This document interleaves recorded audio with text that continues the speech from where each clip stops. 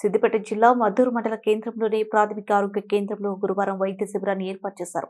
Doctor Chirumula Mahender మాట్లాడుతూ ప్రజాపాలన ప్రగతి ప్రణాళికలో భాగంగా వైద్య శిబిరాన్ని ఏర్పాటు చేసినట్లు తెలిపారు.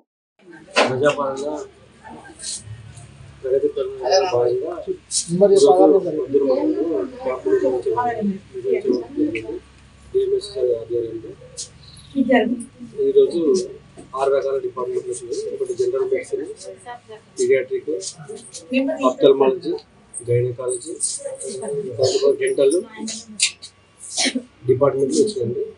పీడియాట్రిక్ చిన్నపిల్లల డాక్టర్ కూడా వచ్చింది.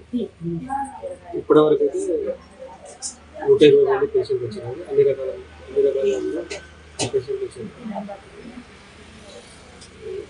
క్యాంప్ అయితే మంచిగా జరుగుతుందండి. ఊరు నుంచి కూడా జనాలు బాగా వచ్చారు.